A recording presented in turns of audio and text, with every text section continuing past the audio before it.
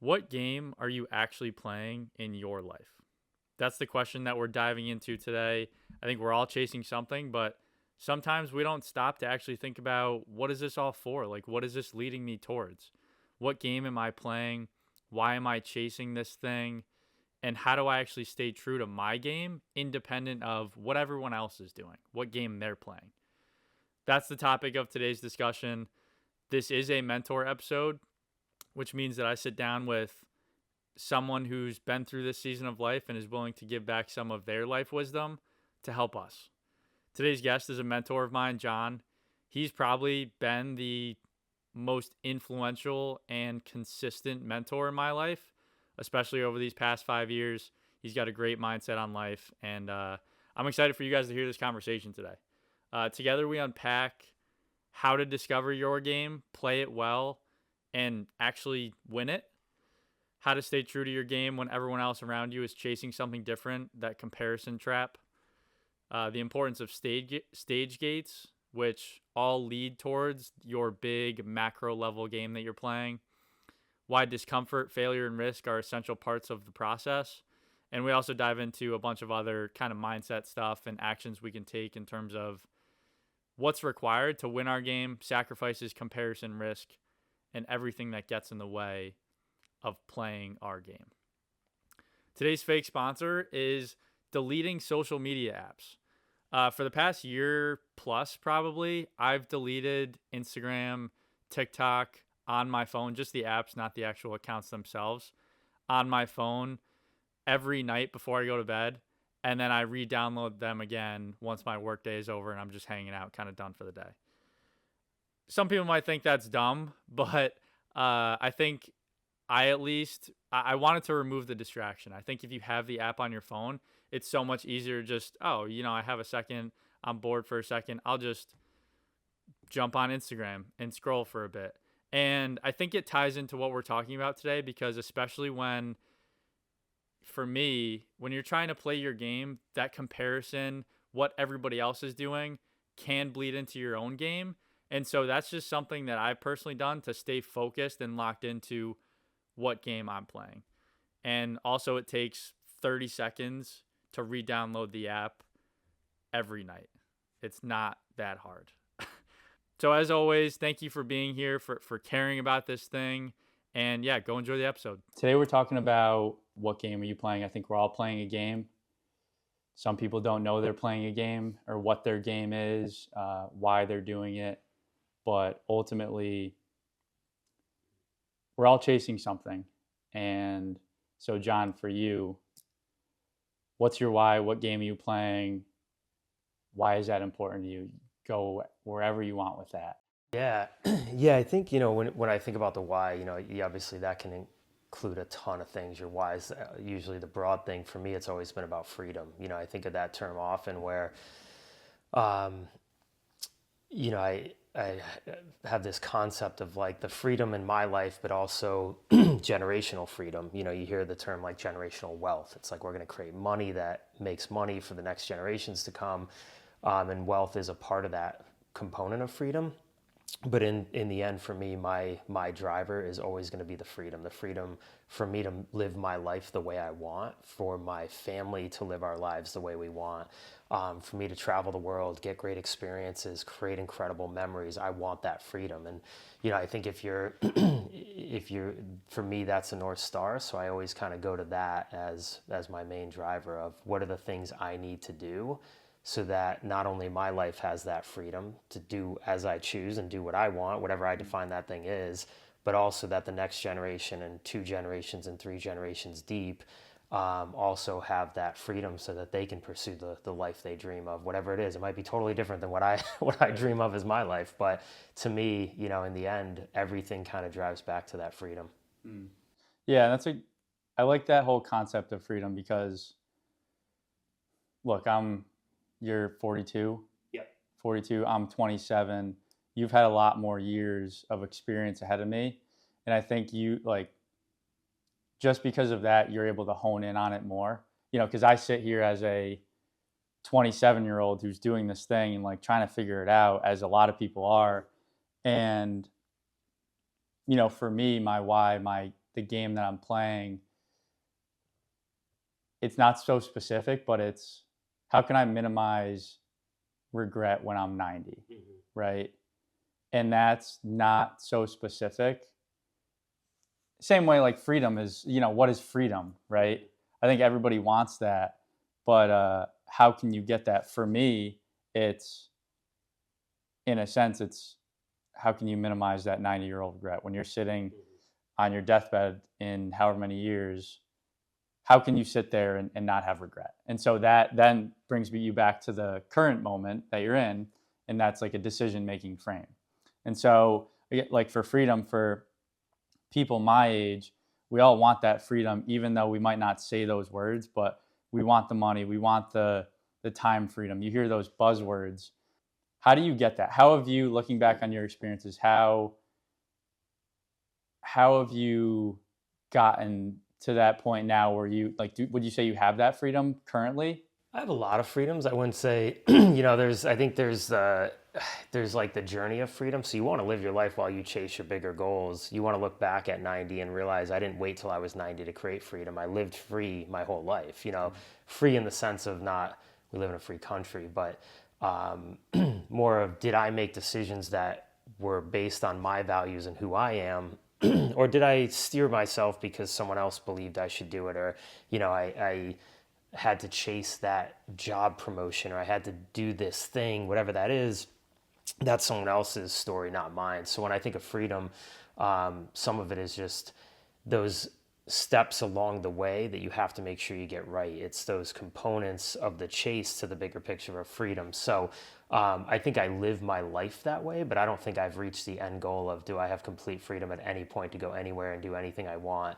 That's still a thing that I'm building and chasing. But I think the key is, while you look back at that life, don't set your goals so that you live without it until the end, because nobody wants to be 90, wake up and go, I got there. Yeah. And now all of a sudden you're like, okay, shoot, but I spent my whole life and I didn't live it and I didn't do the things I want to do. So yeah, I think that's not only my guiding light at 90, I think it's actually my guiding light every day when I wake up. Am I going to be free? Am I going to live the way I want? Am I going to go travel, see experiences, do the things I love? It's kind of that line of like, you'll always regret the things you didn't do. That's something that I live by, but that also steers me towards that ultimate pursuit of freedom. And then as I build more of that, how do I allow that to go to the next generation and the next generation and set up good systems and processes and all that? Yeah, and I think too, like you and I have talked about this, freedom to me is, and I think kind of in a way, whether you define it this way or not, you might live it. It's, if everything was taken away, if the money was gone, the house was gone, could you be okay? Right? Like you have put yourself in a position that, all right, if this beautiful house that we're in right now, if you lost your job, whatever, you would financially be okay because of those safety nets you put in place. But also it's and maybe more importantly, it's the belief that you have because of the proof that you've given yourself, and you knowing who you are, that, you know what, man, like I'll be okay. Right? Like I can get back in the dirt and in the mud and figure it out. Yeah, it's going to suck, but could I do that? Yeah, I could. Yeah, I think it's, some of it is that belief that when you truly believe that you're free and you can live your life that way, that even if you make the misstep along the way or you have catastrophic failure, some failures are like, okay, it set me back a little bit. I think depending on the age you're at, I feel like when I first got out of college, it was like catastrophic failure. I'm already at zero. If I lose it all, it's such a small loss that I'll go back to where I was a few months ago. So you don't have that risk. But I think it is critical when you think about those stages of your life as you're building things up. I picture them like stage gates. It's like slalom skiing. It's like I want to get to that next stage gate. I want to have a little bit of a safety net But then as I approach that next stage gate, what does that mean for my future? What's the next thing I want to go build and create? While I clear that gate and I maybe bank a little bit of a safety net, like you said, I want to have that to fall back on. As you clear those gates, you open yourself up to the opportunity to go for something big, knowing that even if you fall, you'll fall back. But having that mindset that even if I didn't, let's say I made a really bad decision, I put all my eggs in one basket and it was all gone. I think I've tried to live that mindset that I don't ever fear that if I did potentially lose absolutely everything, I could go to anything and find a way to survive. I could go pay the bills doing anything. I could find a way to survive and it wouldn't be that bad. I think sometimes we think of like we avoid these big moves in life because we're so terrified. What if I miss? What if I lose? What if I fail? What if it crumbles backwards? Like the idea of going backwards, I think is what holds us from so much of what we accomplish. So I try to convince myself that like even if I were to, and I've made plenty of mistakes, had a lot of losses, a lot of failures along the way. Some of them hurt really badly. Some of them stung a little, but having that mindset that like every time I think about an opportunity, what if I don't do it? What if like you and I have talked about this, like, what if I'm wrong? Most of the times that's a low probability I'm going to be right, but what if I am right? So I try to think about that too, knowing that in the end, if I fail and it all falls apart, that I can still, with confidence, I know I have it in me to build it back up. Whatever it is and whatever was lost, that I can build it back up, and I have that confidence to do it. And I think that allows me to say, okay, this is high risk, or maybe I'm insane for doing this, or maybe I shouldn't do this, but what's the worst case? If it's not going to kill me, well, then I guess I'm in a place where I can go rebuild it back up. What's the best case scenario and what's the worst case scenario? That's something that I've personally put myself into, of making big decisions, taking those risks, leaving a job that's almost paying you six figures to go start something and make almost zero money. Yeah. It's like, how are you able to do that? And so for me, it's a lot of discomfort, pain, but also ultimately it's, all right, what's the best thing that could happen out of this? And what's the worst that could happen out of this? Well, the best thing that could happen out of this is, well, that freedom, time freedom, financial freedom. Just ultimately for me, it's using the gifts that I've been given to go like chase something that, talking about your purpose and all those things. But more importantly, almost, I thought of the worst case scenario is I lose all my money. I have to move back in with my parents. And I kind of have to start over at insert your 28 years old, 29 years old, right? And it's like, if that's the worst that could happen, and also just getting another job, right? Yeah. Just getting another job. That's okay, right? Like that's not the end of the world. I'm not going to die. Yeah. I'm not dead. And so then it's like, okay, well, realistically, you're probably maybe going to fall somewhere in the middle. So why not, right? And that's where like tying it back into what game are you playing? Like that's the game that I want to play. Mm-hmm. You got to roll the dice, and it's that risk management. But yeah, that's one for me that's really stuck out and such a good decision-making frame. Yeah, I think it's so important. What you hit on there is like, to you, that point, I mean, man, living at home, back in a comfortable house with a roof over your head, that's not terrible. Right. This is a good life. Like that's a great life. So the only thing where that can get tricky is if you allow others' opinions of that, like, oh, Brian moved back home, man, I wonder if he's all right. What happened to Brian? Oh my gosh, he had to move back home. It's that stuff that gets us to not go for the big risk. It's that feeling of like, what if my friends think I failed? What if they think I'm back at home, or I did this thing? But if you don't allow that to creep in, and you don't allow those influences to come at you, well, then your worst case scenario is actually a great life. You just block out all those outside influences, and that's freedom. I mean, it frees you to go after that thing where you go, I'm going to go take a huge risk here because my worst case scenario is still a pretty darn good life. So if I have darn good as my safety net, let's get aggressive and go after something big. But it's oftentimes, I think, even when I make some of my decisions, I try to block out, like, what would someone think if they heard I made that decision, I failed catastrophically in it. Mm-hmm. Let's say an investment, you make an investment in a startup and it goes to zero. Some people might look at that, so that's the dumbest thing ever. You just lost all that money on a terrible investment. I don't know. What if I was right? What if it worked out? I think of it that way. So I try to block that out. But I think that's a critical part is it goes back to what's your game. It's is what you said earlier. If your game is to get to the safety net and then go after something massive, that's your stage gate. If you lose, back to this stage gate. If you win, this is now your new baseline.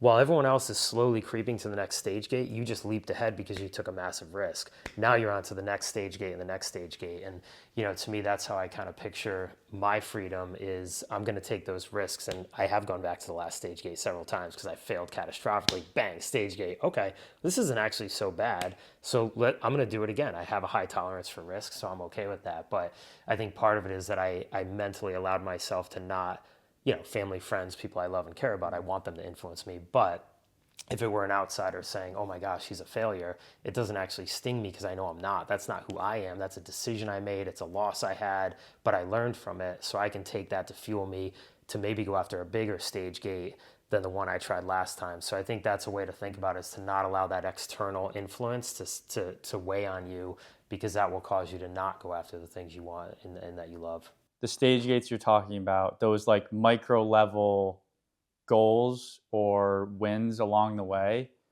I don't like, that's not the game, right? That's part of the game. Mm-hmm. For you, generational wealth or generational freedom is your macro big ultimate game that you're playing. And I think that's important, because why I'm hitting on this is we have a goal, we have a number in mind of how much money we want to make, or the house, whatever those like more tangible things are.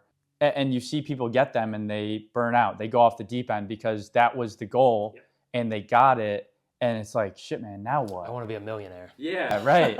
Yeah. And then you get to that point and then it's, shit, now what? And so I think that's important to have that macro level, almost like impossible game to win, because then you're always playing the game. And those stage gates, those micro level wins are all adding up towards that big win, towards that big game that you're playing. And so that to me is how you almost mitigate the success actually like destroying you in a sense. Yeah. Right? Totally agree. And so I just want to hit on that. But so talking about the external influences, you've had a lot of that throughout your experiences. So how do you do that, right? Someone in their 20s, there's social media, there's constant comparison. You're always looking at someone else. It's the world we live in these days. And so how have you been able to do that? Is there like tell me the civic story, or wherever you want to go with that. Yeah, I think, we've talked about this book, The Anxious Generation. I don't envy, my childhood. I was right before the phone-based childhood. Like it was, and I battle this with my kids. It's, I think when you look at social media is begging you to compare yourself to someone else. This person has this, or they achieved this. Or, you hear, I'm a millionaire, he's a millionaire, she's a millionaire. The whole premise there is that you're going to view other people's lives. In most cases, they wouldn't be on social media if they weren't promoting that they're wildly successful. We got a few people that are out there just being raw, saying, hey, I actually haven't made it. I'm battling, I'm struggling. I don't know what I'm doing, but I'm going to make it someday. But a lot of them are saying, I'm way ahead of you. I'm a multimillionaire. I did all these things. It inevitably, especially if they're your age, you're, let's say 25 and they're 25, you look up and you go, oh my gosh, they're already here. They're so far ahead of me. How do I get there? This is like the Instagram, you put a filter over someone's face and they look beautiful, but then you take the filter off and you're like, well, you're still beautiful. You just look different. Like, why would you put a filter on if you're already beautiful? Like, just be you instead of being that other thing. So yeah, I think that comparison to other people in the book, The Anxious Generation, they talk about that a lot. Like, this creates anxiety, depression, mental health issues, because we're constantly looking around going, I used to just look in the mirror and say, who do I want to be? Who am I going to be in 5 years? I look back on me 5 years before. Now we look at a screen of someone else and we judge ourselves against them. So I think to me, that's one of the most critical things. Get rid of that nonsense. Stop talking about what other people have done, what their life is. It's not your life. That one of the lines I love is, what other people think of you is none of your business. The people I love, the people I care about, I care a lot about what they think. Other people, I care almost none. It doesn't even register. If someone were to say like, oh, you're a success or a failure, I'd probably say, based on what? Like, you don't even know me. Am I successful? Am I not? Am I a failure? Am I not? I'd say some days I'm a failure, some days I'm a success. I don't know. Like, what day did you catch me? So I think to me, that's a critical part of it. You have to be able to block the outside influences. The story of my car. I was, for years, I drove just a beater car. I had this old Honda Civic.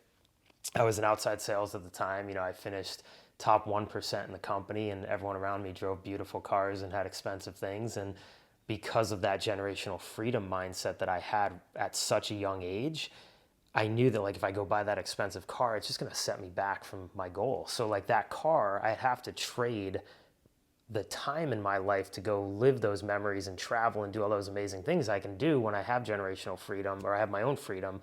But if I buy that car, that might take me 3 more years to get there. So I weighed everything. So even though people were looking at me saying, this dude drives a car where like the bottom of it's hanging off, 250,000 miles on this car, I drove it till it was literally totaled. It just fell apart, and I had to get rid of it. But to me, I could always block that out, because my vision for the generational freedom and the freedom that I was after was so much bigger than these little parts, and so much bigger than that influence or that person or that comment of like, dude, your car is awful. Like, how do you drive this thing? Because I have such a bigger goal and such a bigger vision that I can't let this car get in my way. It's a way to get to the next meeting, to get closer to that goal that I have. So I think it's a tough one, but a lot of it is tied back to, if you have more access to people that are telling you they're better than you, and they have more than you, and they're more successful than you, your brain, or I'm more beautiful, I'm more this, I'm more that, your brain is inevitably going to say, I'm less than that person. But you're not. You're still you. So back to, is it your game? If it's your game, live your game. My game was what my goal was.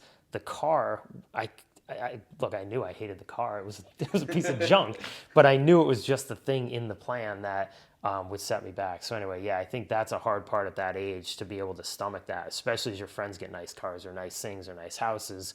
If you want a nice house, I wanted a nice house. That was a focus of mine. But it has to be your game, and you have to be able to hold true to what is my game and what do I want. And if it's not, you can't allow that influence in. 10 years ago, you wrote down a vision you had for that was in line with playing the long game and not taking the short-term easy way out. If you want to read the card that you have, like, give me a little backstory on this thing. Yeah, so my wife and I went to basically like a yoga retreat, and at this, it was like a 4-hour yoga retreat or whatever.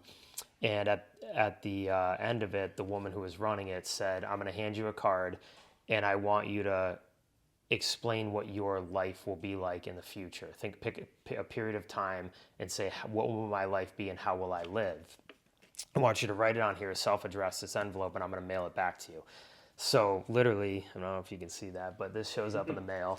And I look at this, and I forgot I did it, because it was years later. And I'm like, somebody has my same handwriting and wrote me a card. So this card literally says, from what I wrote, how will I live? And I wrote, I have spent the better part of the last decade preparing and saving for the future, house, retirement, savings. I want to find a better balance with living for the moment and being present in today. This is both with my family and financially. I want to make our new house a home, and I underlined home.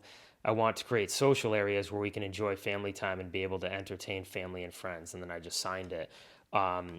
And this was sort of, we had just closed on this house a couple months before. So I just bought this house when I wrote that card.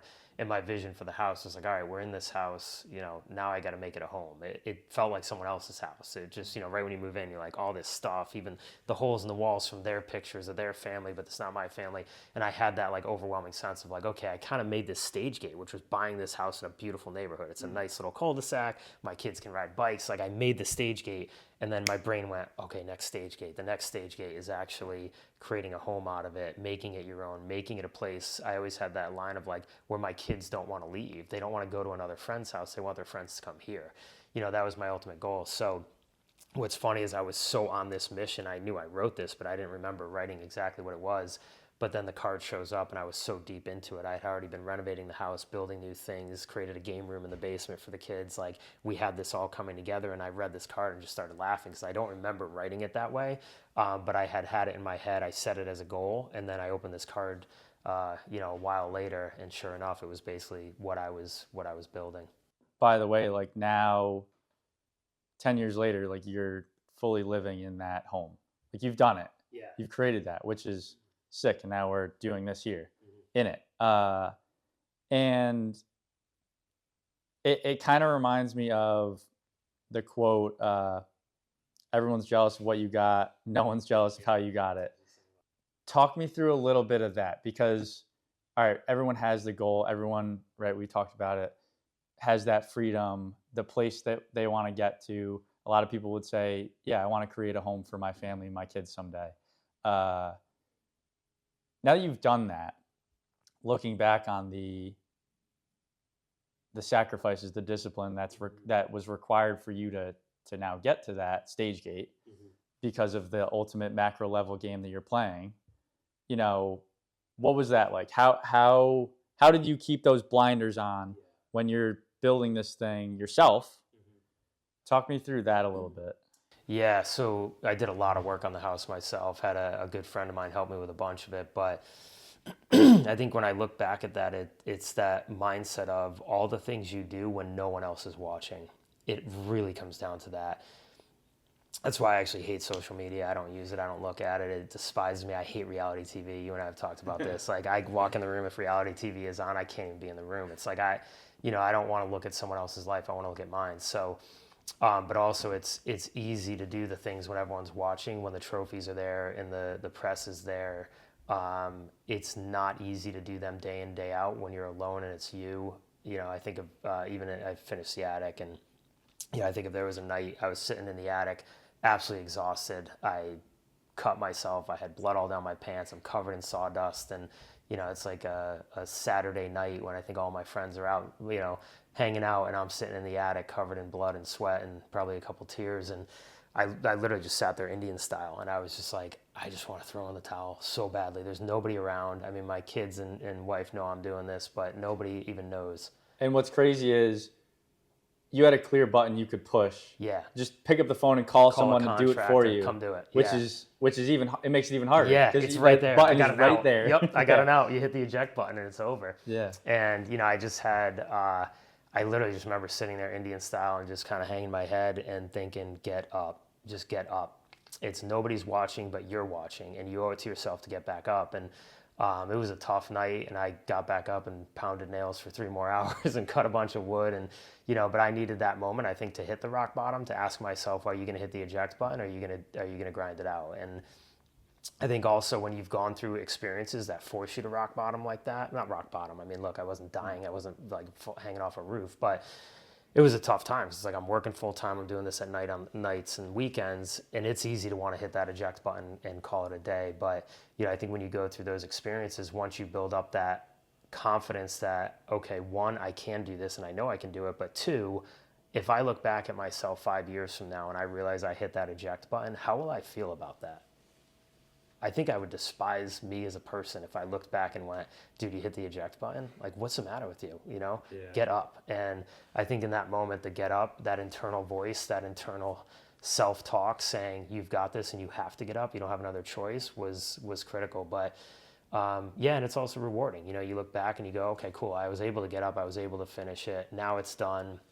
My kids have their friends up there, we have a guest bedroom up there. I've got my home office up there. Like, it's all rewarding in the end, but it's the moments in the dark at 11 p.m. when nobody's around and it's so easy to bail. Or I could have gone to bed. I could have just hopped in the shower, called it a night, go to bed. Instead, it was, nope, just keep going, you know? So I think those are the moments when I look back to get to the next stage gate, you have to experience those. You have to put yourself into that situation to try it. And then when you hit what you think is, you know, worst case scenario where you want to hit the eject button, just keep going. Even if it's another hour, another day, another whatever it is, just keep going. Find that mental fortitude to just push a little harder and get out of that hole. And then it got so much easier. I sprinted to the finish. Like once I hit that point, I knew that's about as bad as it's going to get. Like I did not want to throw in the towel up until then. And then the rest felt easy. I just cruised, I finished it, and it was done. David Goggins actually has this thing called the 1 second decision. Like he was, I think, Navy SEALs, whatever. But if you give up and you ring the bell, right, to call it quits when you're in training, like that's a 1 second decision that as soon as you step in that hot shower, you're going to be like, fuck. For the rest of your life. Yeah, yeah. And that, you know, it's such a cool concept, but that's, you know, similar, like 1 second decision, you could have picked up the phone, made the call, right? And so, you know, what does that mean for, all right, the quarter life or the person in their 20s? I think it's hard, man. Like for one, it's hard to make the sacrifice to have the discipline of deciding this is the game I'm playing, whatever that is. And maybe we can talk about what that might be. But like once you make the decision for what you want and what you're going after, whether it's freedom, whether it's the house, whatever relationship, it's burning the boats. And that's it's saying no to your friends on a Saturday night. It's saying no to golf when, like, obviously, yeah, guys, I really want to go golfing. Yeah, Absolutely. of course I do. It's Yeah. not that. It's I am committed to this game that I'm playing, and if I break those promises or I give up on that game, then what? Yeah. Right? You know, you do it because it's the temporary versus the long term.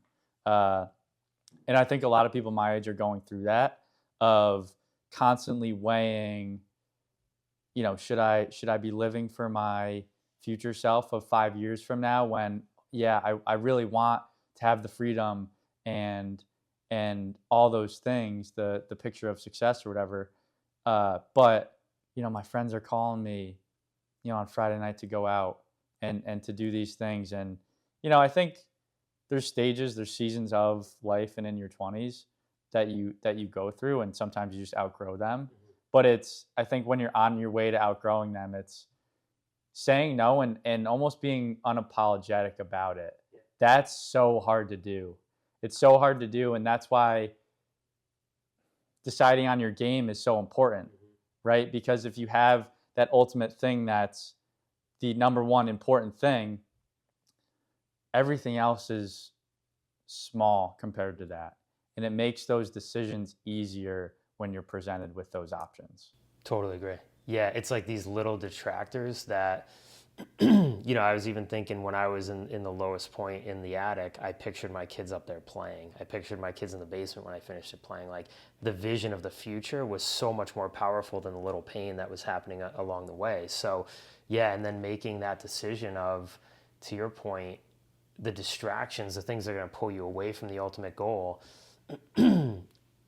you've got to be unapologetic about it, because while I love playing golf or whatever the scenario is, doing the thing that your friends are doing or someone asks you to do, they're playing a different game than you are. So if your game is this thing, their game might not be. Maybe their game is something else, and golf fits in perfectly. Or maybe their game is golf, you know, like maybe they spend a ton of time on the golf course. But you have to be true to you, and you have to be unapologetic, because at the end, if you start allowing, it's one there, it's one golf trip, then it's one, you know, thing here, then it's another there. And now all of a sudden you're playing your game 50% of the time, and you're playing someone else's 10% here and 20% there and 30 here. So, you know, I think that unapologetic mindset of like, does this actually align with my game, or is this someone else's game, and is this someone else's future and someone else's vision? And playing golf isn't like going to end your vision or kill it, but there's bigger decisions you make and the people you spend time with and things like that, where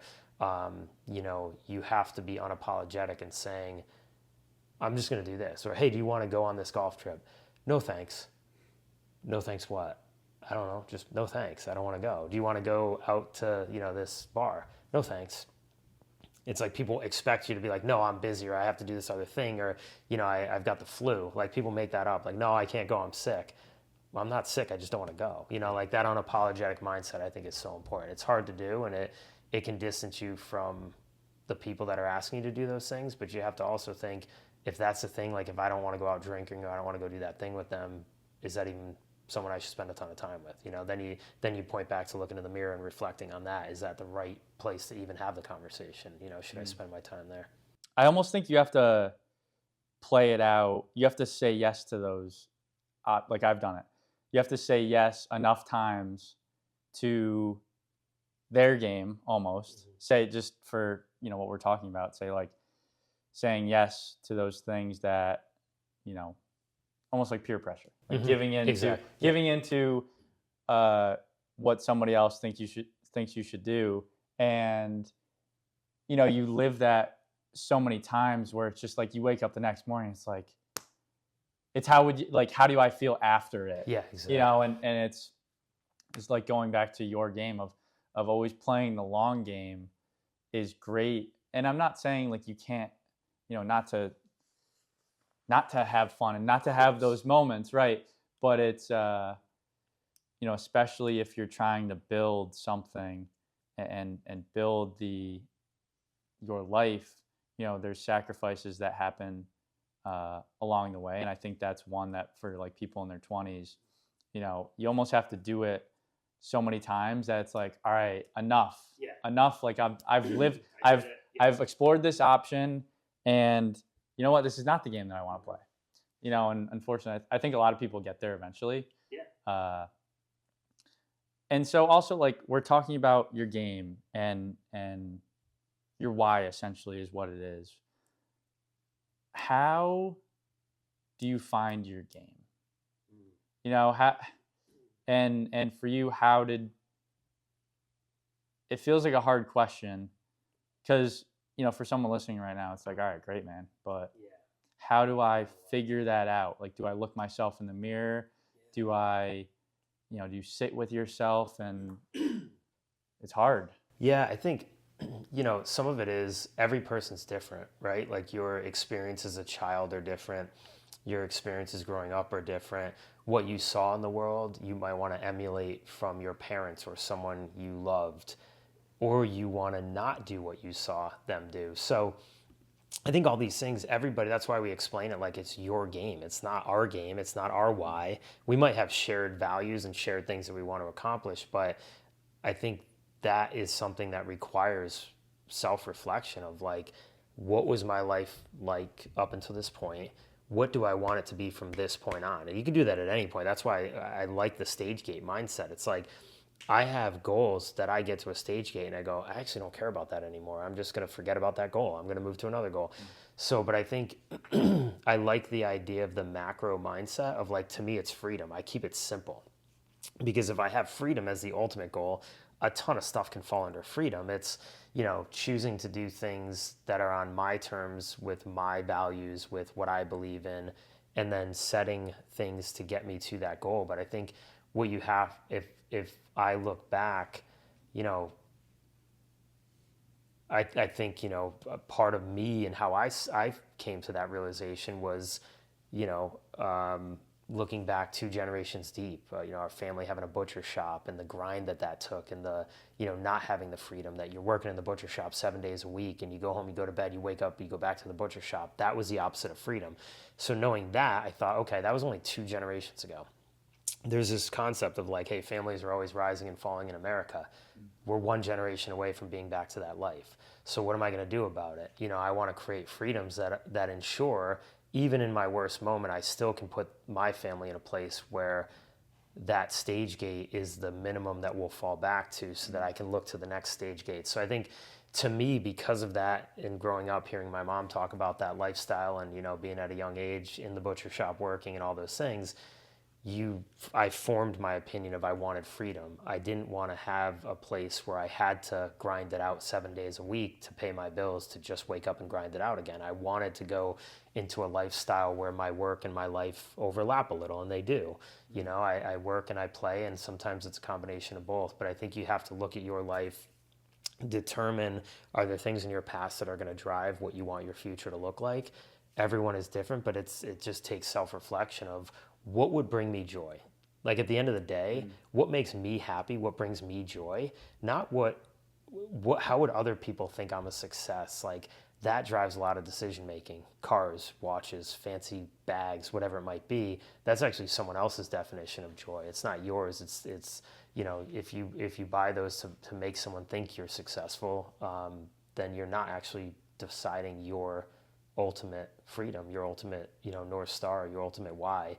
You're living to show other people that you are. So, I think that's something at a young age, you have to try to define what that macro is. Like, what do I want my life to be? Mine, actually, when I talk about freedom, is the ability to travel, to give my kids experiences, to have experiences.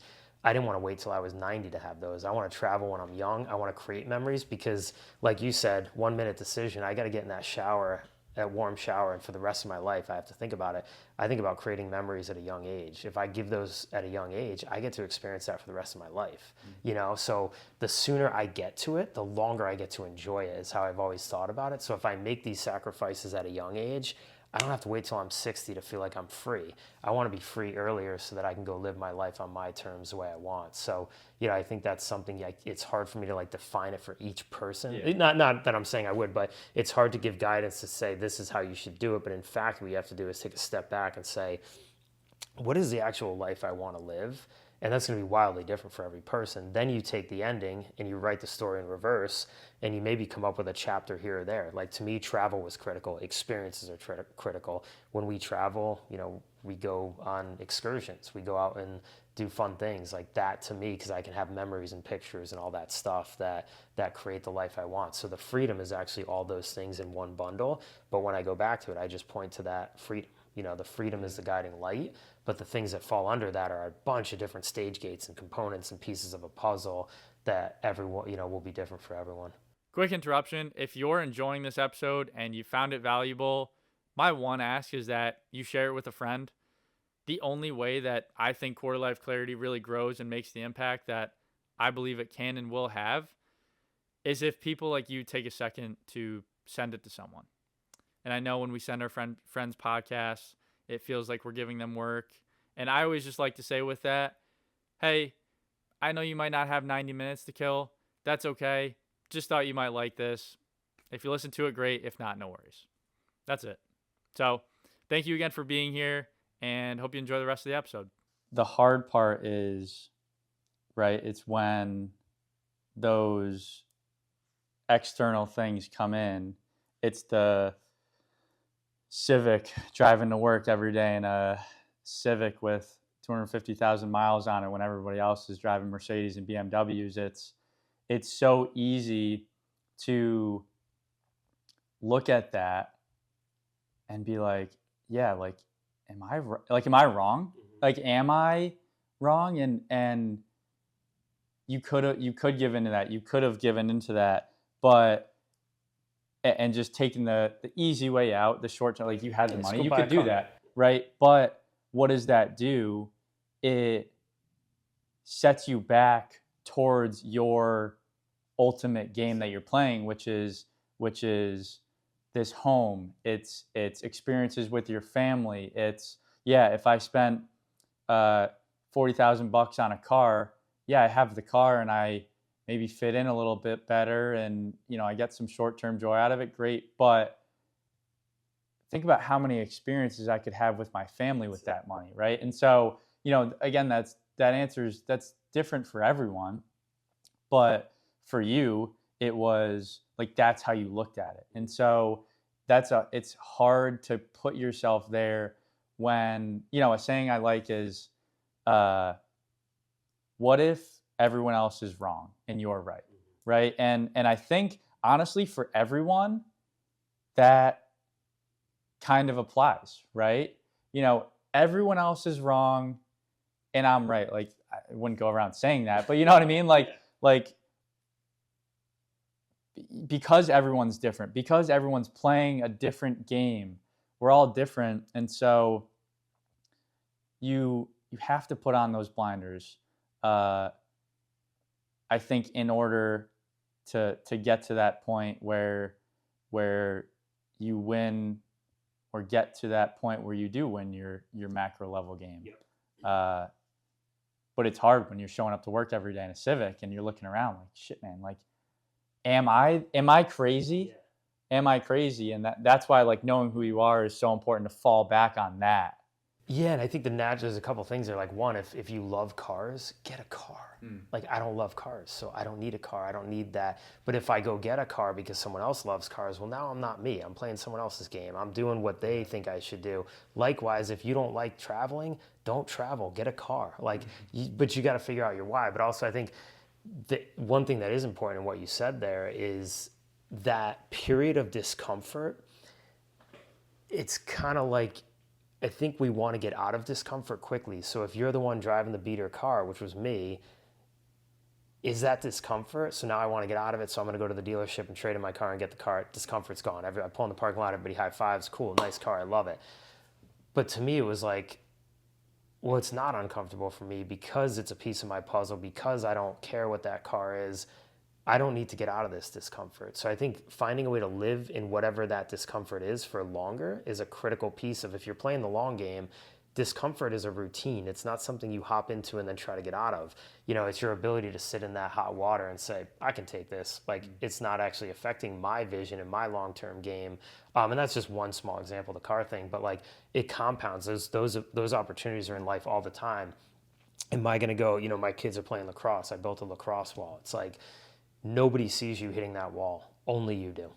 Are you going to go out there? It was raining the other day. My daughter went out and hit the wall in the pouring rain. I was like, I could not have been happier. I swear. 9 years old, out there hitting the wall in the rain. I could not have been happier. Like, I had an ear-to-ear smile for hours because nobody's watching. She's out there on her own saying, this is brutal. It's windy. It's cold. It's rainy. I even thought about going out there and being like, come on, come inside. But I want her to be uncomfortable. So, you know, you go through those moments and you say, how quickly do I get myself out of discomfort versus how much do I want to double down on this and seek that discomfort, live in that discomfort, live in the failure even. You know, oftentimes people see failure coming and they try to run in the other direction. Like, oh, this is about to go bad.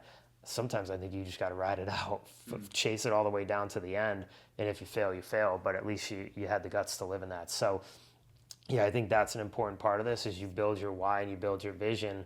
Those moments of discomfort are building your character, your value, your confidence in yourself, that I can handle that. I can handle being looked at or picked on or bullied or whatever it might be. I can handle that the Instagram model looks better than I do. I can handle that dude is twice as jacked. You know, like, it doesn't matter because it's not me, it's just someone else. So, but that discomfort, I think, is such a critical component of building that life the way you want, in your ability to be comfortable seeking discomfort or comfortable, you know, going into uncomfortable situations. Be the, you know, if you're the kind of that mentality, like if you're the smartest person in the room, you're in the wrong room. Go into the rooms where you ask a question and people are like, what an idiot. Like, that's where I want to be. I want to be in the rooms where I ask a question, everybody already knows the answer, but I don't, because now I get to learn it. So, you know, I think those experiences repeated are what ultimately, you know, for me, that's the path to freedom, is getting into those moments of discomfort. Yeah. Yeah. And something that you've said right along the lines with that is, if discomfort is not something you're seeking or not something you feel at least occasionally, ask yourself if you're playing the wrong game, right? I think that's just, again, to make this whole idea of this game that you're playing a little bit more tangible, and those checkpoints of, okay, this is all great, but how do I figure this out now for myself? Well, I think, are you uncomfortable?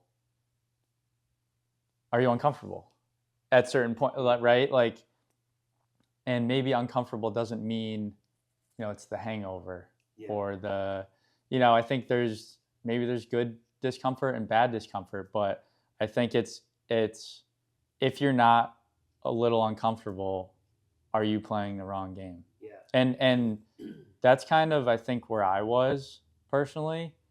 Money was good, things made sense, like I was doing everything right. I was on the path that You're on the path. Yeah, on the path that makes sense that most people are doing. I'm looking around and comparing myself to that, and it's like, wait a minute, I'm showing up to work every Monday, and I'm hearing, how was your weekend? Oh, it wasn't long enough. Or, it's just stuff like that. And again, it's like, I don't care if that's right or wrong. That's not for me. Yeah. Like maybe that is just how work is. Maybe that's just everyone. But it was like, regardless, I'm going to try and find another way. There's got to be another way. And that goes back to like, everyone else might be wrong, like look around and just ask yourself the question, could they all be wrong? And again, like for you, I think, for you as like maybe the listener, like oftentimes that is the case. But you have to ask yourself the question. And it's a tough question to ask because that goes to being the outlier again. Like if everyone else is wrong and I do it a different way, now I'm the outlier again. Now I'm the one everyone's looking at. Like, why is Brian doing that? Why is Jon doing that? What's he doing over there? It's constantly going against the grain. Or the safe bet. But it's so much. Stay on the path. It's going to be safe. Okay, maybe safety is what you want, but I don't. I'm a high-risk individual. I'm aware of that. I'm going to take chances that most people would look at and say, that's ridiculous. Why would you ever do that? Because my path is different. I go off the path and then I come back to it, But I think making sure you have to find out who you are and stay true to who you are. It's so easy to say, but the path is simple and easy, and it's going to get you a great life, and it'll be a comfortable life. And maybe you'll be financially stable. You'll have a nice 401k, and you'll have a good salary that'll pay the mortgage. But I don't know, does that make you happy? If that makes you happy, stay on the path. If it doesn't, get off the path. But like only you can decide that. And I think the courage to do that, I mean, like you're gonna have all these influences around you saying, what are you doing? You're crazy, don't do that. Okay, now you're back on the path or you're off the path. But you have to have that mental conviction of, I'm gonna do it because this is my life and I wanna do it my way, and in the end, it's you looking back at your life. Everybody else is going to influence and everybody else is going to have an opinion of it. But to your point earlier, if I wake up and I'm 90 and I'm laying there looking back at my life, I'll regret that I didn't do it way more than if I stayed on the path. You always regret the things you didn't do. Like that's a common theme, but it's so true here because you're going to look back and think I did it someone else's way versus doing it my way. And if I did it my way, win or lose, I think that's the thing that's key. Like we're not touching on that. The number of times I did it my way and lost are exponentially more than the times I did it my way and won. But I'm okay with that because I accepted that I was going to go down a path that had more of a chance to lose or had more of a chance to not be right. So I can stomach that loss. I can stomach that failure because I'll just go down that path.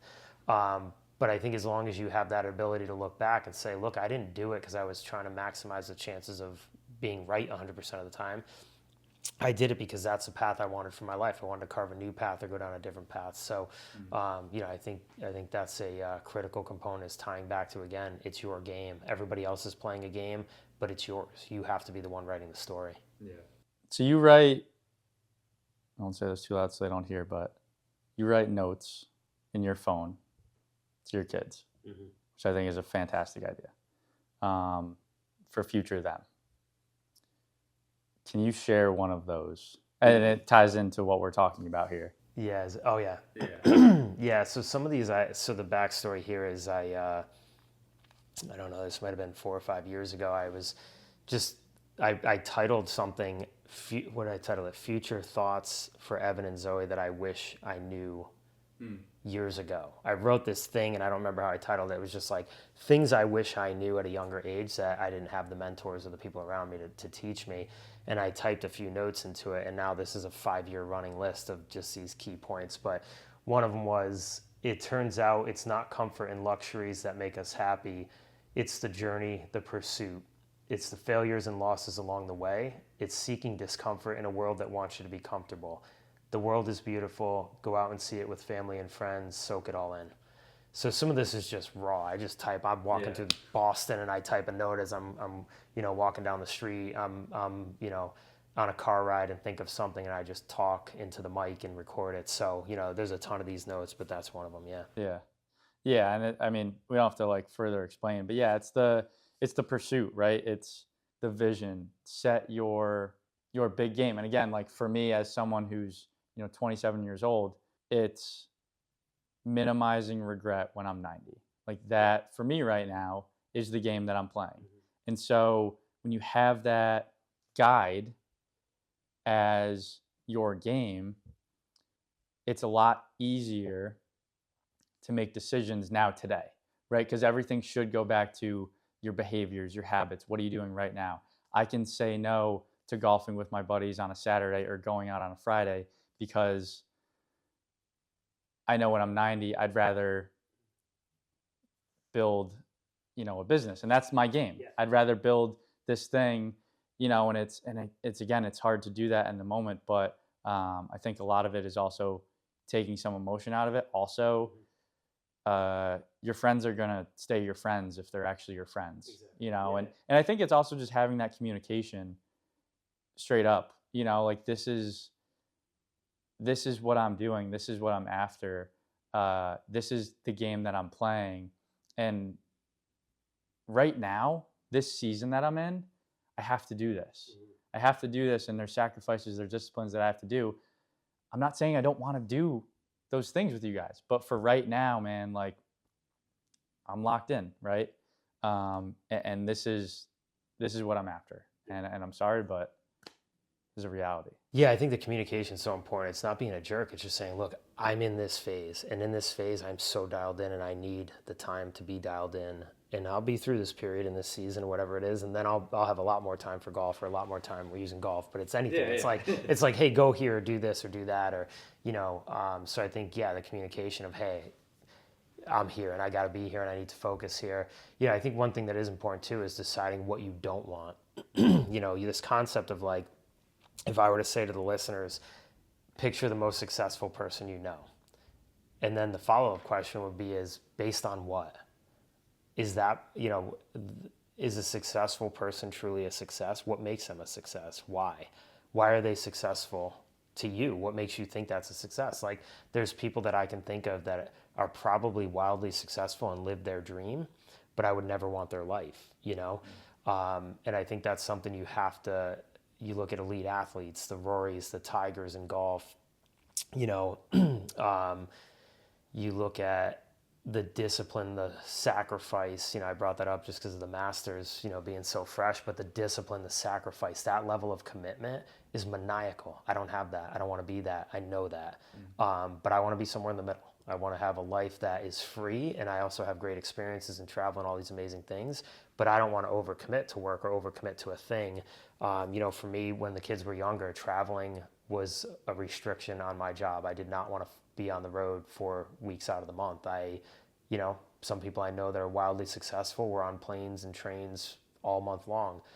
I wanted to be home more with the kids. I made that sacrifice. So, it's deciding that's tough in the moment when there are job opportunities saying, hey, we'll pay you more, but you got to travel a ton. And I said, yep, I got it. I don't want that, So being true to who you are, defining what your image of success is. If I woke up at 90 and realized I missed my kid's childhood, it'd be devastating. I don't think I could stomach that. To some people, they see that sacrifice created generational freedom for their children. It's worth it. I understand that. I know why people do it. But to me, I didn't want to do it. So again, it's like, depending on your situation and the way you view your day at 90 years old, looking back, write your story. That story makes sense for the people who see it that way, but it didn't for me, so I wrote my story differently. Yeah, and also just to go into sports a little bit, the Eagles won the Super Bowl this past year, and AJ Brown, receiver for the Eagles, reached a stage gate, or maybe just an ultimate goal, a dream that he had of winning the Super Bowl. And he came out after and said, this was great, but that's not why I do this. And he kind of realized that now that he reached the pinnacle, he realized that yeah, it's cool. It's the trophy's cool, winning's cool, great. But what I love, what my game is I love making my defender look like an idiot. Like that's where I derive my joy from, is doing the thing, is is working it. And I think it's a cool example because I think to me that's the goal. It's the pursuit.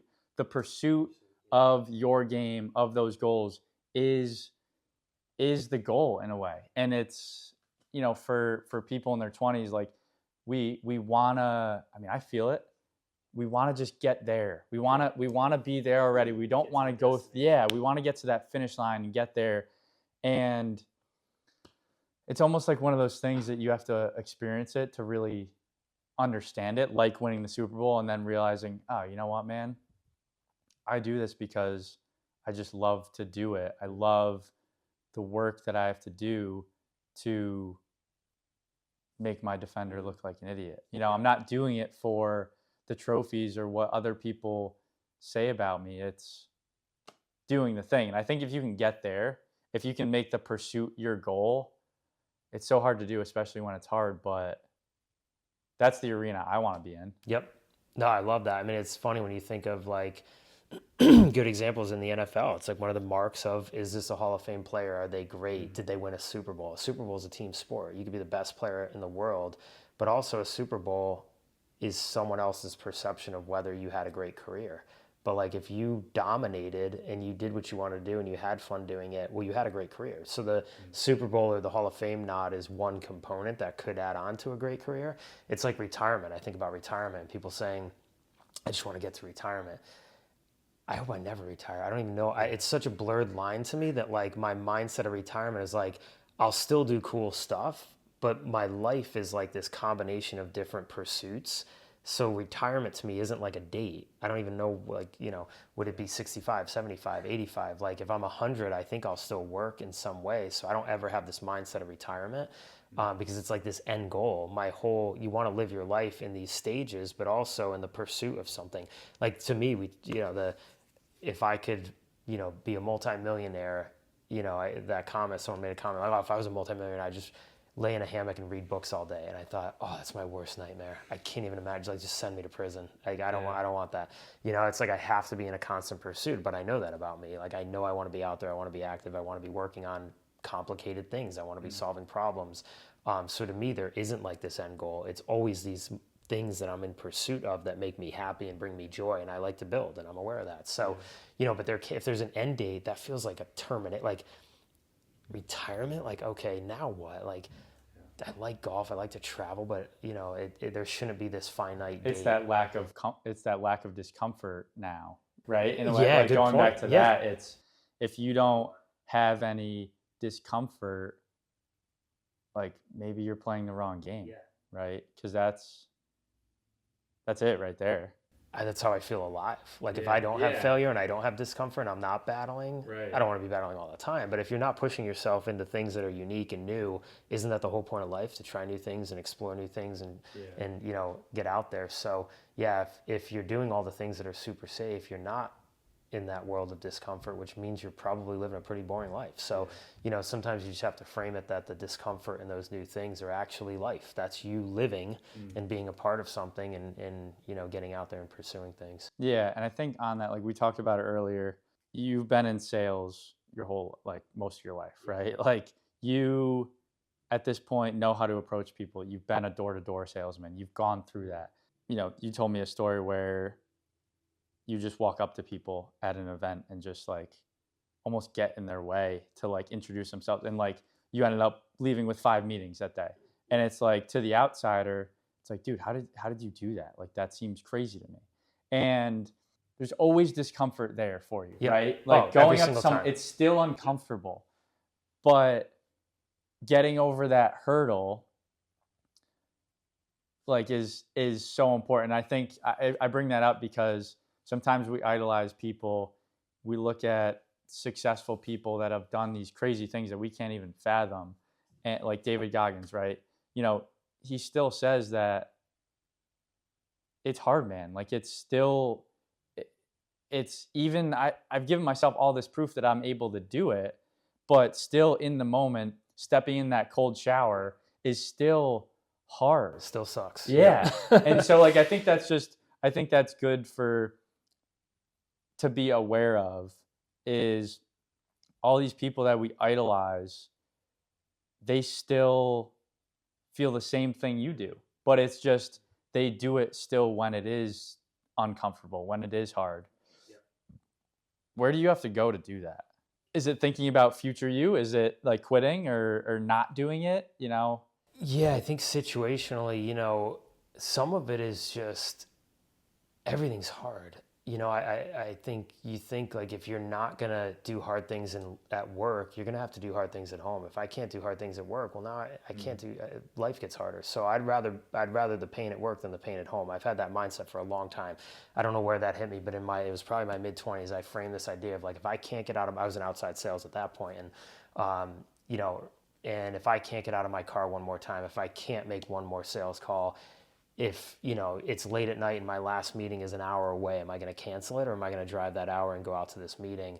If I can't do the hard things there, it's going to be harder at home. I'm going to have to grind more at home to pay the bills, to have the life I want. So I'd rather do the hard things at work. So for me, I shifted to, if I do the hard things out there, I have to do less hard things when I'm home enjoying time with my family. And that was a mindset that helped me. But I think when I approach things at work, it's often like, everybody wants to talk. You're at an event or a meeting. In that example, it's like these people want to talk. They're there because they have problems.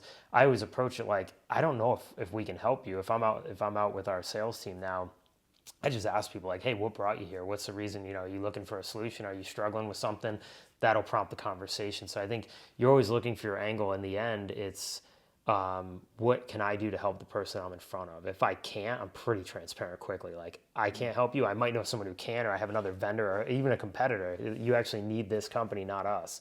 But I think I'm super transparent. I try to get to that pretty quickly. It's that brass tacks mentality. But, it goes back to, you don't know if you're not going to strike up the conversation, or you're not going to go into the room or go into the meeting or go make that extra call. So, yeah, I think some of it is just, it's uncomfortable, but it's quickly not. In most cases, once you explain, hey, this is actually what we do, and what do you do? Tell me more about you. Okay, cool.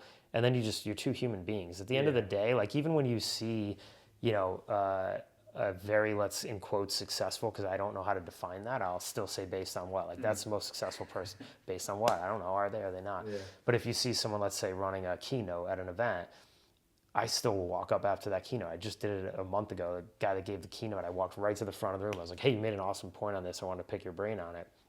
I realized later when I walked away, the guy was even kind of taken aback by it, like, okay, hey.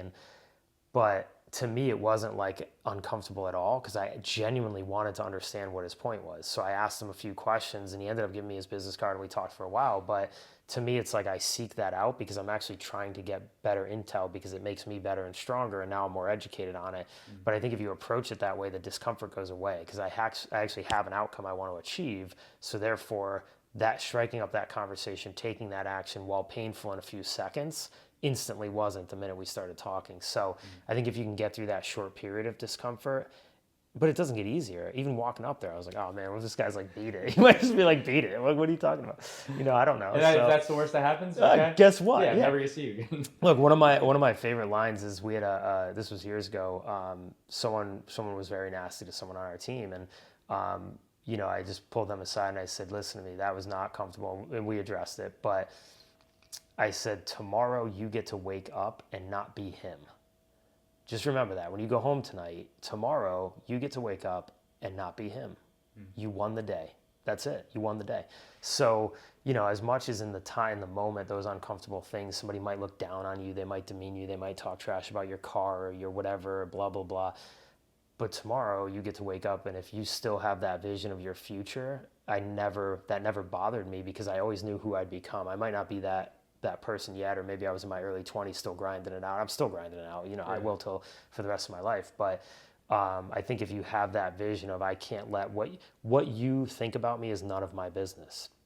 That line is so powerful. What this person thinks about me, they can talk down to me, they can belittle me, but what they think about me is none of my business. If I internalize that and I accept it, well, now that's a problem, because now I said, okay, I am that person they said I was, but I know I'm not, or that, in that case, the rep, I said, you're not that person. you wake up tomorrow, you're you and he's him, but you're not that person, you know that. So, Right. you have that ability to take whatever short-term pain that is and deflect it away and say, I'm back on my journey because I know my North Star, I know what I'm trying to accomplish, so I won't let that get in my way. You're always making a sacrifice. You're either sacrificing your big game, right, by doing the short-term thing that everyone else is telling you to do, or you just give into, or you're sacrificing, just reverse it. Yep, right? So it's you're reversed. either way, you're sacrificing something. You decide. Right? It's pretty simple. It's simple. Every decision has a consequence. Yeah. In one direction or the other. Some decisions are super small, but in that case, that's exactly it. If you go into that discomfort, you're moving the needle in your direction by the discomfort. If you avoid the discomfort, well, maybe you're setting yourself back in the opposite direction, but you avoided the discomfort. So you got to be comfortable. You got to, avoid that cold shower and not do that thing. But did you actually move backwards by not doing it? So I try to feel later. Yeah, how we feel later. Yeah. Will you regret that you didn't just walk up? Honestly not like what's the worst that's gonna happen? Yeah. I mean, seriously, if somebody gives you, I bet people have been mean, nasty. Sometimes I just think like they're even having a bad day, or all good. Like I just want to have a conversation. It's something's going on with them. It's not you. Yeah. And I also think the best things are the scariest things to me. The moments that I've felt like the most proud of myself or whatever, like the most fulfillment, it's after doing a scary thing. It's after getting up on stage and giving this talk. You come out of that, it's like, that now again, how would you feel later? It's wow, man. And it's all building towards, again, whatever your game is. And I think another way to put it is, it's who you're becoming along the way. It's the pursuit, right? We're talking about. It's the pursuit of the ultimate version of you when you're 90, and how do you get there? And so it's not probably taking the easy way out. Like it's the cliche of you grow through the challenges, through the tough stuff, through the discomfort. It's the only way. I mean, it's it. Like everybody wants the secret sauce. There's no secret sauce. You go through the experience. That's it. Right. You choose to embed into the experience, or you choose to avoid the experience. Avoiding the experience keeps you on the simple, safe path. Embedding in the experience means you will have ups and downs. You're going to get lumped. You're going to get scars. I think building those scars is, if I wake up and I'm 90 and I'm scarless, man, what a wasted life. I think I'd have a hard time looking myself in the mirror if I woke up at 90 and didn't have the scars, So I think, some of it just comes down to, are you willing to go, and do you want to? Like at the end of the day, not everyone wants that. To the listeners, it's like, hey, not everybody should. You and I have a higher risk tolerance. We're more embedded into that mindset. But you can still have a growth mindset and be less extreme. You can land it. I think I'm in the middle in most days. There's some days I press to the higher extreme, some days I press to the lower level, but you decide where you are in that sort of spectrum. But as long as you have that growth mindset, like every single day I'm going to wake up and I'm going to find the thing that I want to get better at, and I'm going to go attack that thing, and I'm going to immerse myself into it. If it's public speaking, go speak.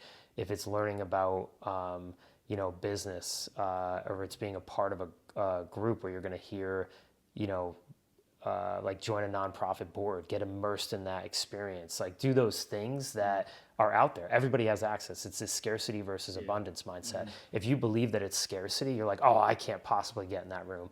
The rooms are everywhere. The doors are everywhere. So if you believe it's abundance, you just go find the door and you politely knock. And if it doesn't open, find the next one and eventually push it open. You got to get into the room. You got to get to the table. So, but you're only going to get the experience by being there. You can't read it in a book. You can't watch it on a movie screen. Like you have to go out and take the bits of information you're getting and go live them. That's the only way to actually get the true experience. Yeah. So the car example, I'm pulling this up because I saw this the other day. Farewell to the Feast. Instagram posted this about the car that you like drive into the lot at the end of your life, right? It says, I have a strange thought I can't shake. It's the end of my life and I'm returning my body like a rental car. I pull into a space, hand in the keys, and suddenly feel this pang. How sad the tank's still half full. Nothing hurts quite like unused potential.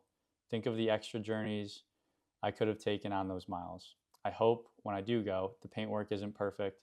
I want it to be covered in scratches and scars. I want the man at the rental place to see me rolling with the bumper hanging off and the engine smoking and loud music still playing. I want the wheels worn down to the metal, the tank empty, and as I walk away, I'll just think, well, that was one hell of a ride. Love it, man. That's Yeah. as good as it gets. It's the whole point. Yep. Yeah. And, maybe that's a good bow we could put on the conversation. But yeah, I think future casting is really what we're talking about. Like you at the end of your life, you and future you, because it helps you not make so many short term decisions.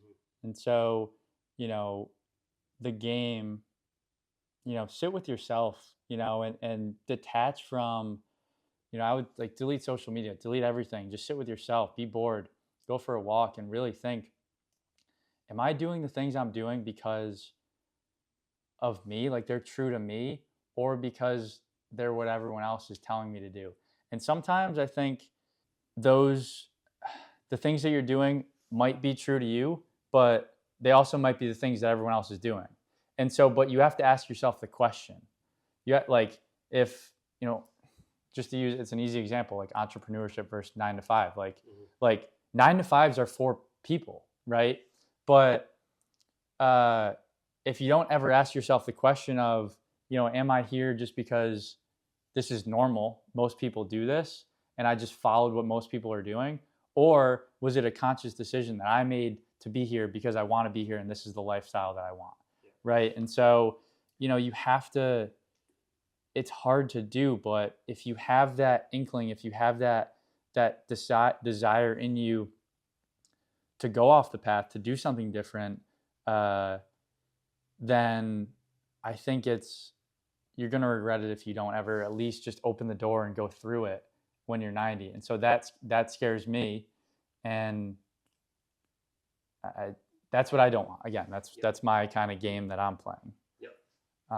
And then it's setting those stage gates. It's the behaviors, those goals that I can set now that that are ultimately going to get to that macro level game for you. It's that generational freedom, and setting up those stage gates, those goals along the way. Don't make you dip and fall down a ditch because they weren't the ultimate goal, right? They were goals, they were steps along the way that, celebrate those 100% as you like having this house, right? Yep. Big goal of yours, but that wasn't the end goal, right? The end goal should be almost impossible to reach, right? But yeah, I think shrinking back to the behaviors of today is important, but keeping that end goal in mind and not wavering when you have the options to do so. Yep. And when you fall off, the bigger picture pulls you back. You're going to fall off. You're going to take the easy road. You're going to want to quit. All those things will happen. Get back to the bigger picture. Like you said, my house, the physical asset of the house, not long ago, if this house burned down, I wouldn't even bat an eye. As long as the family's safe, it wouldn't even faze me. I really don't think it would. I would rebuild it. What I would hate is the period while I rebuild it, the memories I'm losing in the house. That to me would be the thing. It's not about the house. It's about when my kids are running around the yard or they have friends over and hearing the laughter and the funny times in it. So like, it's just a thing that gets me to the thing I want. Whereas a lot of times we think it's the physical asset. It's not. It's the picture I have of my kids in the yard last summer with the sun going down and them cracking up and wrestling with each other. It's those, But yeah, you're going to get off the path. But as long as you have your vision and your goal, you will guide back to that. I'm 90 years old looking back on my life. Did I build it the way I wanted to build it? Did I give it everything I had? Did I empty the tank? And it shouldn't just be the grind. It's going to be the grind. You're going to have these things, but celebrate along the way. The whole point of this is to not build it and just sacrifice. Like you said earlier, I look at some people and I wonder, are you sacrificing everything to get to that retirement so then you can start living? That's my worst nightmare, honestly. I mean, I want to live as I go, so I'm willing to to take on tough things and sacrifice things as I go, because that sacrifice immediately turns to enjoyment and fun and travel and experiences. Then I go back into sacrificing, but I don't have this all or nothing. And I think that part is critical to the viewers too, is like, build your life the way you want, and your life is a combination of the sacrifice and the discipline and the uncomfortable and the discomfort, but it's also embedding the great stuff into it, because that's the whole point of living. Like, what if it is over tomorrow? Yeah. Seriously, what if it's over tomorrow? Right. Did I sacrifice it all and now my whole life was just sacrifice? No way. You know, you got to make sure you're building in fun times, all the great stuff to it, but that lifestyle is what it's all about. It's building the lifestyle that you want and not what someone else wants, or you know, the influencer on Instagram told you is your life. Get that crap out of there. It's pointless. It's killing brain cells. So, you know, decide who you are, reflect on that, take the time to think about it, and write it down. I mean, I think to me, that's why I write so many things down. My phone is littered with notes, my goals, my, you know, what I want at what stage gate, even next stage gates, I picture them, and then I write down the steps that I think I have to do to get there. You know, so anyway, I think it's a combination of the vision and the execution, but also holding yourself accountable. One thing, you know, I know we didn't talk about, but I write things down, I share them with my family and friends. I'll say, like, I'm going to do this. Like, even the work on the house, I was like, I'm going to do it. And this is what I'm going to do it by. And that held me accountable to say, I can't back down. I can't miss it. I can't quit. You know, I got to put it out there. I tell my kids I'm going to do things because I want them to see, like, he said he's going to do it. Can he actually do it? Yeah. You know, so make sure that you're leaning on the people around you, because it forces you to be accountable to it. Yeah, and it's so much harder to give in when you want to, because you've said it to others. Yeah, one of my favorite quotes up in my office, the harder you work, the harder it is to surrender. And if you put in the work, people quit because they didn't put in the work. Like, think about how many times you're like, oh man, I'm going to go after this goal, and then you don't do anything, and you're like, I'm just not going to do that. But if you're grinding it out and you put in the work and you've sacrificed, when you get up to that point, you don't want to quit because, man, I'm so invested. I gave this everything. It's that moment in the attic where it was like, the harder I work, the harder it is to surrender. I had the moment to surrender. I could have pushed the button. I could have hit eject. But because I had worked so hard up to that point, it was a moment where I had to look at myself and say, you're not hitting that button. You're going to get back up and you're going to finish the job because you worked so hard. There's no time to surrender. It's time to finish. So I think that's such a critical part of it. Yeah, and burn the boats. I was just thinking burn the boats is such like, a good one. You know, in my journey the past couple of years of trying to build a business, and man, I think about all the times where I wanted to push the button. And honestly, for me, there was no button. There is no button, right? Like, that's burning the boats. There is no other option. Like, you can sit there in your emotion and your, you know, temporary defeat, and, you know, you're going to have those times. But at the end of the day, you're almost like wasting your time. But I think it's important to burn the boats and not have that button to push. That's almost why you do just leave the job or leave that situation and just do something crazy that doesn't make sense to other people, because you know how hard it's going to be and how uncomfortable it might be. And human nature, if you're uncomfortable, your brain's telling you to take the easy way out, man. And so that's why, like, personally speaking, for me, burning the boats has been so important, because there's been so many times where I've just like, man, like, what the fuck am I doing? Like, right? Is everyone else right? Am I an idiot? Am I just going the wrong way? And like, for me personally, this is where like faith and like Jesus got like that for me is like my foundation. And so like that for me helps me. If I didn't have that faith, it's like, dude, I don't know, man. I don't know if I would have given up, you know? And so I think that's important, and that's part of my story. But yeah, man, like, burn the boats. Don't give yourself other options, because you're going to take them. It's human nature. You want to, like, I think when I started the attic, one thing that I did, I was debating whether I was going to do the work or not. And my friend had the lumber all lined up to be ordered, and I paused for like 3 days. I was like, don't order it, don't order it, don't order it. And then I just picked up the phone. I go, hey, order it. And he ordered it, and I came home 2 days later from work, and my driveway was full of lumber. And I just remember pulling up. I couldn't even pull in the driveway, and it was like, that's a burn the ships moment. It's not going back, and I gotta go. So yeah, sometimes you got to push the button in the other direction and say, I can't hit eject. I actually have to burn the ships and dive in. And that forces no retreat. It's that no retreat, no surrender. So the lumber's there. And I just went, oh, man. Yeah. Right. Like that moment where you go, oh, man, it's all right. Now it's game time. So Yeah.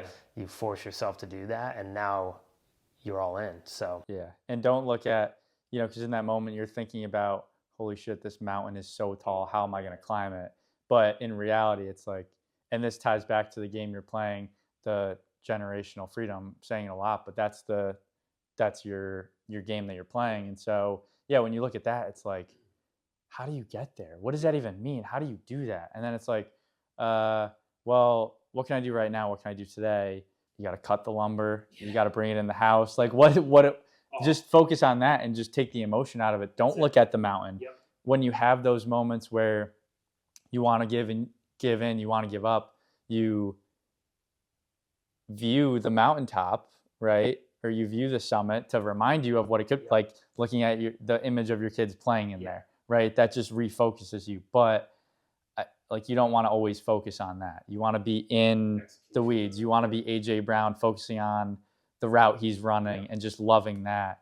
And there's both that are involved. But if you can stay 95% of the time in the doing, it takes the emotion out of it. Oh, that's such a critical part is, it's not, the bigger picture has to be there in the tough moments, and it has to be there because it guides the actions you'll take, but you've got to live in the execution mode. You have to live in the doing. And even thinking about that day when the lumber arrived, I thought, oh my gosh, how am I going to get this upstairs in the attic? I didn't even think about that. Delivered it, and I went, oh my gosh, like I had to pull get up through the windows. I didn't even think about it. So but then it was okay. I don't have any choice. So you brought it through the window. Yeah, I had to pop the windows out and shoot it up through the windows and get it in there. So, yeah, it's like I didn't even. But then it was execution mode. It was hours of just moving lumber, move, and in the end, I think just to tie it all back, I was talking to my son not long ago, and I said, hey, if you could live anywhere in the world, because it's kind of a test of like, did I accomplish the goal? I said, if you could live anywhere in the world, where would you live? And he was like, hands down here. He said, and I want to buy this house when you move out, so don't sell it. And it was like, that's when it hits you like, all right, so that's goal accomplished. To me, it was, not only does he want this to be his childhood, that he actually thought, I want to live here for the rest of my life. Like, you better not sell this house because I want to live in it. So, time will tell on that. But it's just like, when you aim, that's the vision of that's what that letter was. It was me saying to myself, you better not stop till you create that. But then to see the validation of open-ended question, if you could live anywhere, where would you live? I'd live here. It ties it all back to, okay, so that accomplished the goal because that's what we set out to do. Any final thoughts? I think the only thing we didn't touch on is that instant gratification versus, and I think it all ties into this. I think it's so easy to take the instant gratification route. It's so easy to say, but I just want to win now, or I just want, I want the title. I want to move from like manager to senior VP. Well, you didn't earn it. Earn it. Forget the instant gratification. Kind of go through the right steps and put in the work and put in the sacrifice, show you got the discipline. And I think the other thing as you think about building, one of the things I did that was the most helpful to me early on is I automated habits. Something as small as, one of the best moves I made in my mid-20s was I set up an automatic savings account with a high yield percentage, and every paycheck I put an amount in there. And I couldn't touch it. I was like, no matter what, absolutely. If you run out of money, you go find a job somewhere else and you pay the bills. You can't touch that money. And that was how I bought my first condo. It was banking that money. Okay, now I have this automatic savings. So automate your behaviors and make sure that you hold yourself accountable to whatever those behaviors are. It's the power of habit. Atomic Habits. That's a great book. But if you create those habits, all of a sudden you wake up a year later and you go, oh my gosh, like I've moved exponentially forward because all those things that were on autopilot just were doing their own thing and I didn't touch them. And, so I think that is my probably closing thought is the human nature is going to be to not take that money, click the button, move it to this account, put it into your savings. But if it's automated, I don't have a choice. And I don't even want to, like at times I was like, I put a random password so I wouldn't remember the password so that I couldn't go in and take the money out. I'd have to reset my password, which now forces me to look in the mirror and say, oh, I'm going to take this money out. I got to go reset my password. Yeah. Like it gives me You a feel like pause. shit the whole Yeah. time. So I got to It's a burn the pause. boats. It's a burn the ships. Like I don't even Yeah. want to know the password. Yeah. So lock the account, don't let me touch it. But look for those automated behaviors because that makes your life way easier. You start to continue your building while your other things are building. And then compound interest, eighth wonder of the world, the more things you're doing and the more things that compound when you go to sleep. Think of what you can build when you're sleeping. Is it moving your life forward while you sleep? That's one of my metrics that I always think about. Did I make investments that while I sleep, they make money?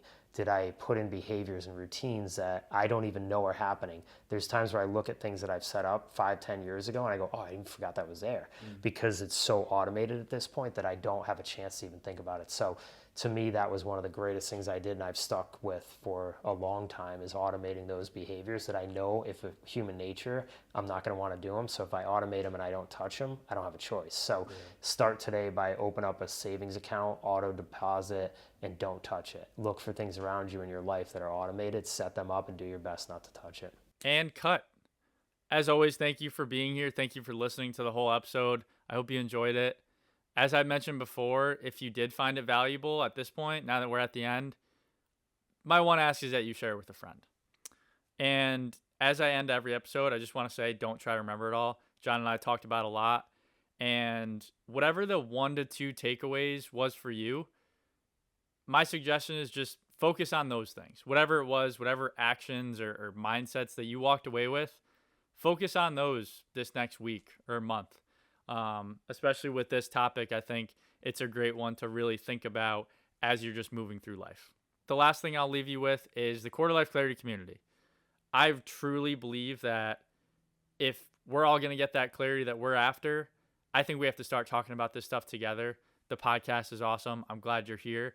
But next level is really talking about this stuff together. And so I put together a free anonymous Reddit community for us to do that. And so if that sounds interesting to you, it's super low pressure. It's super easy to do.